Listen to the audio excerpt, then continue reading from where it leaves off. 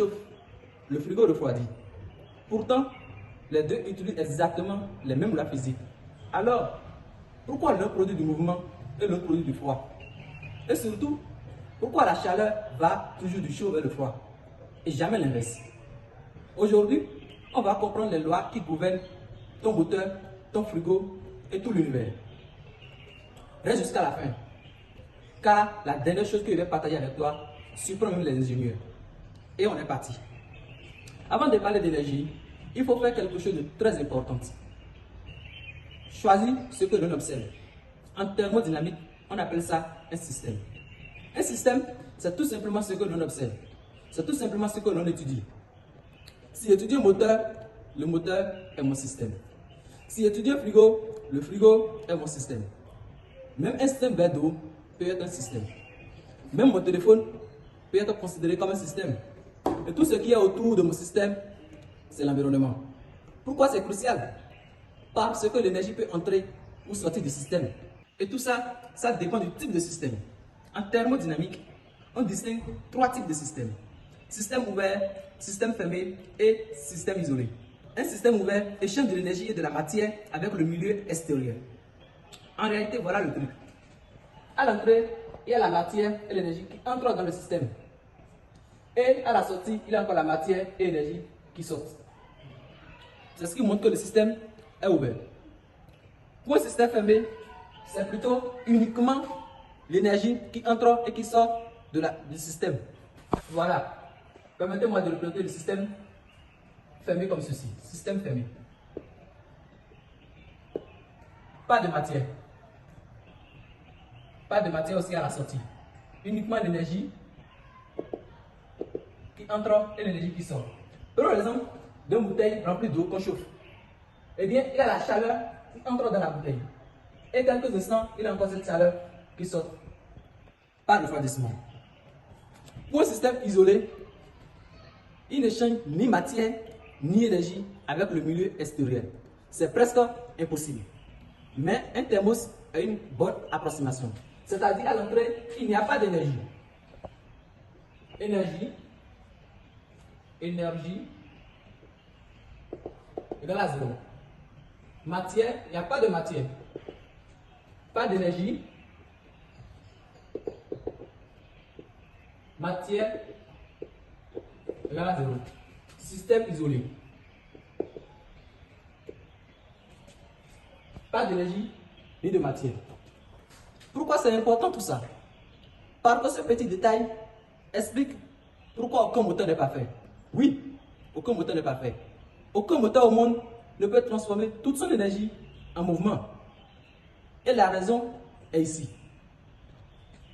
Dans le fait que le moteur est un système ouvert. Le moteur est un système ouvert. Pourquoi? Parce qu'il échange de l'énergie et de la matière avec l'environnement. À l'entrée, il reçoit l'essence. Prenons CO8H18, l'octane. Il reçoit l'oxygène, O2. Et l'énergie chimique stockée par l'énergie chimique dans la molécule d'octane. À l'intérieur du système, il se produit une réaction chimique entre l'octane et l'oxygène. C'est une réaction de convection. CO8H18 plus O2 donne CO2 plus H2O. Je profite pour montrer comment équilibrer les équations chimiques. Nous allons commencer ici par le carbone. On a 8 carbone et ici on en a 2. 8 carbone au niveau des réactifs et un seul carbone au niveau des produits. Donc il me faut 8 carbone aussi au niveau des produits. Donc je mets 8. J'attaque l'hydrogène. Ici il y a 18 hydrogènes. Alors ici il y a 2 hydrogènes au niveau des produits. Il me faut 9 pour avoir les 18 hydrogènes au niveau des produits aussi. Je mets 9. Voilà. Ici j'ai 2 oxygènes. Voilà que ici j'ai 2 fois 8, ce qui me donne 16 oxygènes plus 9 oxygènes, ce qui me donne 25 oxygènes. Voilà que j'en ai 2. Donc il me faut 25 sur 2 pour avoir les 25 oxygènes ici. Donc il me faut 25 sur 2 pour équilibrer l'équation. Et de l'énergie.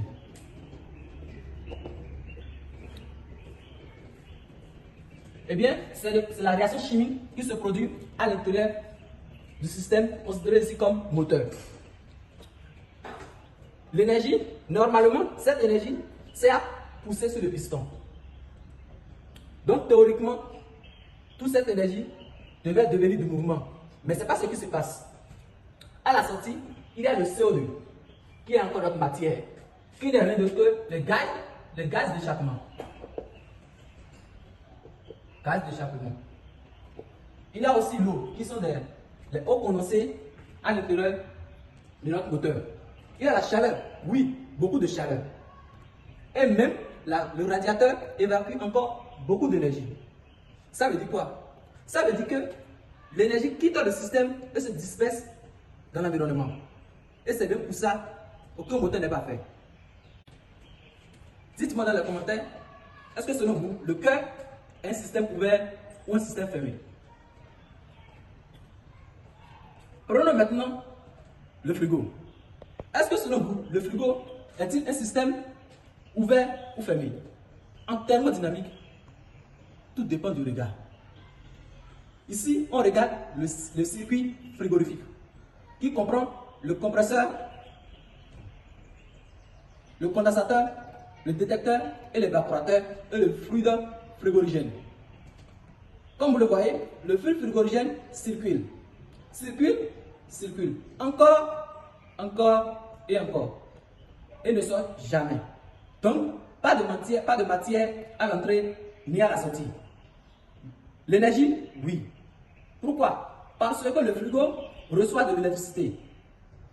Il absorbe alors la chaleur des aliments. Et rejette cette chaleur derrière le frigo. C'est pourquoi le derrière du frigo est toujours chaud. Si vous voulez comprendre le fonctionnement du frigo, dans la vidéo précédente, j'avais décrit le fonctionnement d'un moteur et du frigo. Je vous mets le lien dans la description. C'est quoi l'énergie? L'énergie, c'est la capacité de produire un changement. C'est la capacité de produire un changement. Bouger une voiture, chauffer de l'eau, tout ça, c'est l'énergie. Il y a une règle plus importante. C'est que l'énergie ne disparaît jamais. Elle ne peut ni être créée, ni être détruite. Elle peut simplement se transformer. Prenons l'exemple d'un moteur. Dans le moteur, l'énergie chimique obtenue est transformée en énergie mécanique. Ce qui permet au piston de bouger. Mais ce n'est pas tout. Une partie devient chaleur. Mais c'est quoi la température? La température, c'est l'agitation des molécules. Plus les molécules bougent plus vite, plus la température est élevée. Le thermomètre ne mesure pas la chaleur. L'erreur que commettent beaucoup d'ingénieurs. Le thermomètre mesure plutôt la température. Et bien aussi, c'est quoi la chaleur? La chaleur, c'est l'énergie de mouvement. C'est un transfert. Et voici la règle que l'univers ne viole jamais. La chaleur va du chaud vers le froid. Toujours, sans intervention extérieure. Par exemple, le café. Tu poses un café chaud sur la table. Que se passe-t-il? Le café perd de l'énergie thermique. La pièce en gagne un peu. Le café refroidit. Pourquoi? Parce que la chaleur a quitté le café pour l'air frais. Prenons un frigo. Un frigo ne crée pas de froid. Il retire la chaleur à l'intérieur et la rejette dehors. C'est pour ça que l'arrière du frigo est chaud. Il déplace la chaleur et pour faire ça, il faut du travail. C'est ce qui nous amène vers le premier principe fondamental de la thermodynamique, qui se résume en une équation delta U égale à Q plus W. Delta U, c'est la variation de l'énergie interne autour du système. Q, c'est la chaleur reçue. Et W, c'est le travail reçu. Lorsque le système reçoit la chaleur, alors la variation d'énergie interne augmente. Si on fournit un travail au système, la variation d'énergie interne aussi augmente. Tout est comptabilisé, rien ne disparaît. Si on revient à notre exemple, le frigo, le compresseur consomme de l'électricité. C'est un travail qui est fourni au système. Ce travail, c'est à déplacer la chaleur de l'intérieur vers l'extérieur. Et ça, c'est fascinant. Mais dans le moteur, le gaz chaud pousse le piston. Et cela produit du travail. Et une partie de l'énergie passe sous forme de chaleur. C'est pour ça qu'un moteur chauffe. La différence fondamentale entre frigo et moteur.